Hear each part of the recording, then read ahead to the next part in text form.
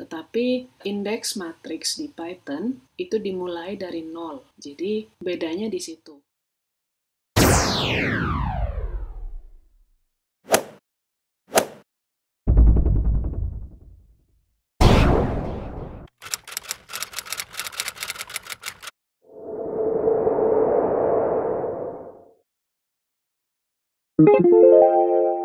Halo, Assalamualaikum warahmatullahi wabarakatuh. Kaifa halukum? Berjumpa lagi dengan saya, Indira Putri, pada seri kuliah Metode Numerik. Hari ini kita akan belajar sedikit mengenai konsep indeks pada Python dan juga perintah range pada Python. Mengapa kita belajar ini? Karena pengetahuan mengenai indeks matriks pada Python dan perintah range pada Python akan digunakan pada teknik programming untuk mendapatkan solusi sistem persamaan linier di video berikutnya. Jadi silahkan disimak, semoga bermanfaat. Indeks matriks biasa dan indeks Python itu sedikit berbeda. Jadi kita kenal bahwa matriks secara umum memiliki indeks baris dan kolomnya itu dimulai dari 1. Jadi kalau dicontohkan, misalkan matriks berukuran 4x4 itu dimulainya dari 1, baris 1, dan kolom 1. Jadi indeksnya A11, kemudian bergerak ke kanan A12 sampai A14, sedangkan kalau bergerak ke bawah, barisnya yang berubah, yaitu A21 sampai A41. Ya, demikian seterusnya. Sampai yang paling ujung adalah A44. Tetapi indeks matriks di Python itu dimulai dari 0. Jadi bedanya di situ. Ya, jadi dimulainya dari A00, bergerak ke kanan. Kalau misalkan matriksnya 4x4 berarti berhentinya di 3 gitu, karena hitungannya adalah 0, 1, 2, 3. Bergerak ke bawah sama sampai 3. Jadi A00 sampai A33. Jadi saya ingin kalian notice dan mengingat bahwa jika misalkan kalian bekerja di Python, indeksnya dimulai dari 0, sehingga kalau misalkan kita bekerja di matriks berukuran n atau n kali n, maka di Python Anda akan sedikit mengubah set ingatan Anda, atau maksudnya Anda harus mengingat bahwa kalau bekerja di Python, ukuran matriksnya menjadi n-1 kali n-1. Nah, sedangkan untuk perintah range di Python, ya, kita tahu kalau kita bekerja dalam perintah for, ya pasti akan memerlukan fungsi range atau deklarasi secara otomatis akan menganggapnya dimulai dari 0. Okay? Kemudian stop itu adalah batas berhenti, tetapi ingat tidak termasuk di titik tersebut. Ya. Jadi titik stop ini. Hai, sebelum melanjutkan video ini, silahkan klik like, share, dan berikan komentar Anda, serta subscribe jika Anda merasa channel saya bermanfaat untuk Anda. Terima kasih. Adalah batas atasnya. Jadi Python akan mengeksekusi tepat satu titik sebelum batas berhenti. Oke? Nanti akan ada contohnya. Kemudian yang increment adalah pola kenaikan atau pola penurunan si langkah di range ini. Jadi bisa dia naik, bisa juga turun. Kalau tidak dideklarasikan, maka secara otomatis akan bernilai 1.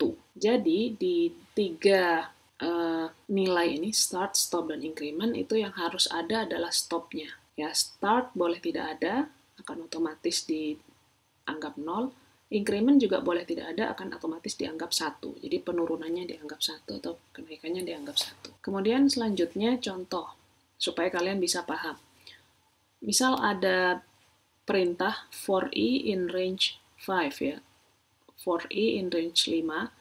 Kalau kita print, kita suruh Python untuk ngeprint i-nya, maka yang di-print adalah otomatis mulainya dari 0 karena tidak dideklarasikan titik startnya. Ini hanya stopnya saja. 0, 1, 2, 3, 4. Kenapa tidak sampai 5? Karena kita ingat bahwa titik stop di sini dibaca oleh Python bahwa dia harus berhenti tepat satu titik sebelum 5. Yang kedua, for i in range 5, 10. Kalau kita print, maka maksudnya adalah mulainya di 5, berhentinya di 9. Ya, jadi 5, 6, 7, 8, 9. Kenaikannya otomatis 1 karena tidak didefinisikan. Kemudian selanjutnya for i in range 2,10,2. Ini lengkap deklarasinya.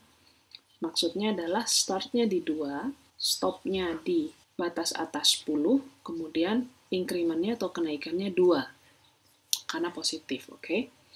Nah, jadi mulainya adalah 2, kenaikan 2, 4, kenaikan 2, 6, kenaikan 2 lagi 8. Tidak sampai 10 karena ini adalah batas atas. Kemudian yang keempat, for i in range 5, -1, -1, artinya mulainya di 5, startnya, ya, stopnya di sebelum -1, ya, dengan pola penurunan karena negatif, itu -1. Jadi mulainya 5, 4, ya, menurun ya, 3, 2, 1, 0. Kenapa tidak sampai -1? Karena kita bekerja di Python. Ya. Jadi Python berhenti tepat sebelum si titik stop. Baik, untuk metode eliminasi Gauss naif, kita punya pseudocode yang biasa digunakan oleh programmer untuk men-sketch ya, atau mengorat-oret istilahnya sementara kira-kira programnya seperti apa. Nah, pseudocode itu untuk naif Gauss itu seperti ini kira-kira. Ya, sesuai dengan rumus yang saya tampilkan tadi.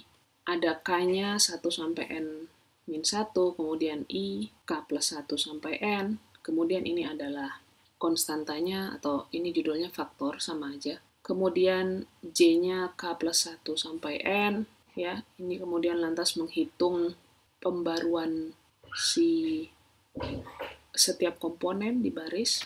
Nah, jadi setelah kita deklarasikan loop untuk J, ya, dari K plus 1 sampai N, kita deklarasikan perbaruan atau update dari setiap komponen di baris dengan mengurangkan komponen tersebut dengan perkalian faktor atau cons kalau versi saya, dikalikan dengan komponen di pivot ya, di baris pivot, atau dalam hal ini alamatnya A, KJ.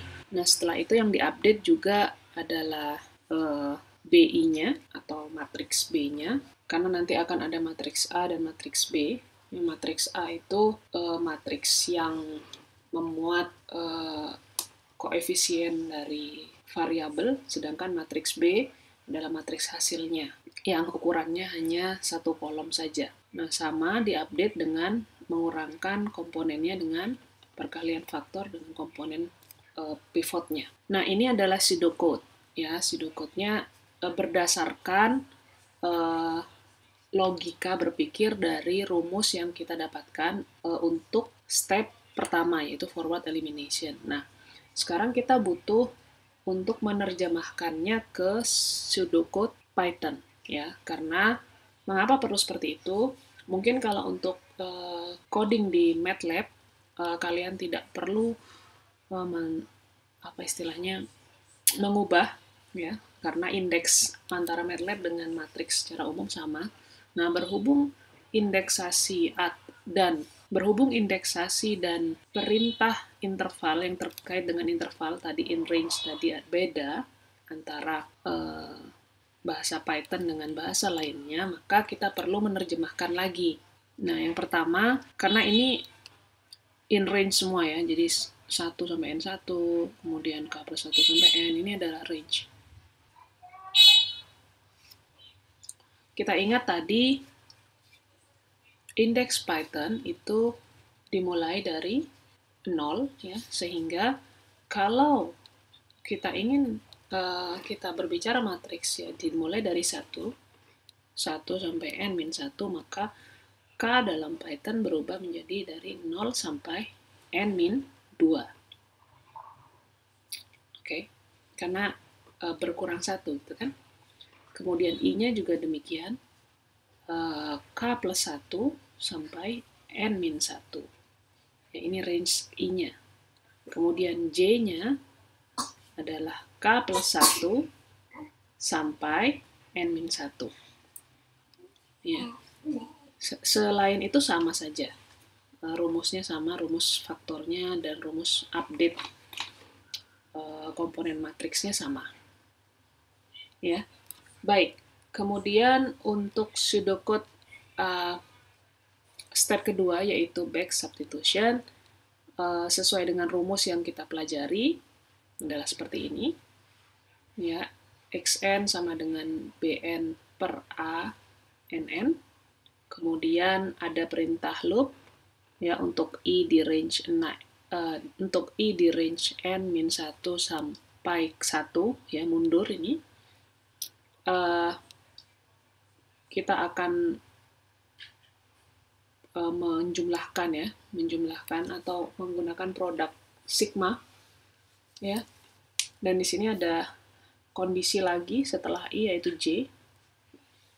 Ya, untuk j sama dengan i plus 1 sampai n. Guys, kita beri sumnya pertama 0 untuk nilainya. Ya, kita simpannya 0, kemudian kita update sumnya dengan menjumlahkan sum sebelumnya dengan perkalian antara xj dengan komponen aij. Ya. Kira-kira begitu. Nah, kemudian kita akhirnya mendapatkan nilai xi itu adalah bi minus sum ya per aii. Nah, bagaimana dengan pseudocode untuk Python? Lagi-lagi karena indeksnya berbeda, maka kalau di sini n, maka di sini adalah n-1. Ya. Karena ini mulainya dari 1 sampai n, ya, maka ini dari 0 sampai n-1. Kemudian i-nya n-2 sampai ke indeks 0.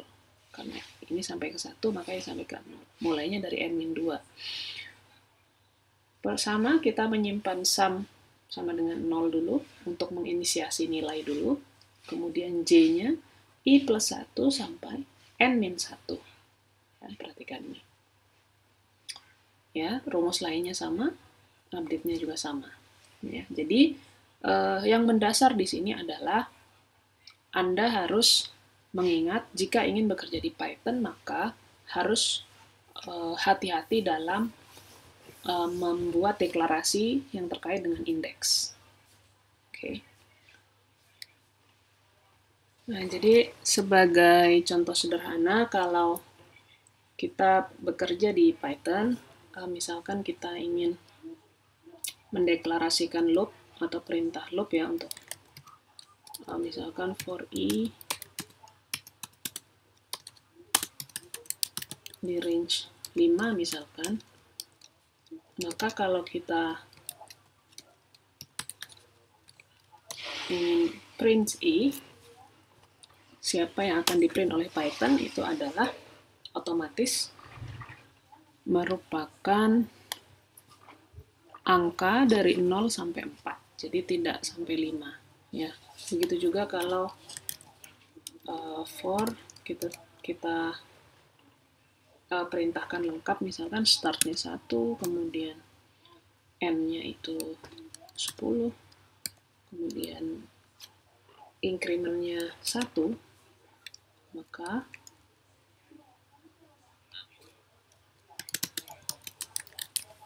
range-nya, maka kalau kita print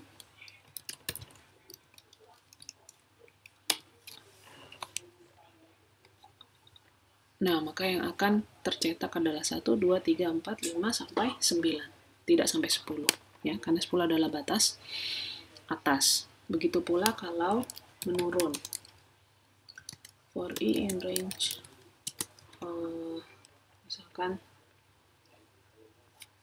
start 10, kemudian stopnya itu adalah -1, kemudian penurunannya adalah -1, kemudian Anda ingin lihat siapa saja yang dibaca oleh Python, maka dari jadi 10, 9, dan berhentinya di 0. Oke? karena batasnya adalah negatif 1.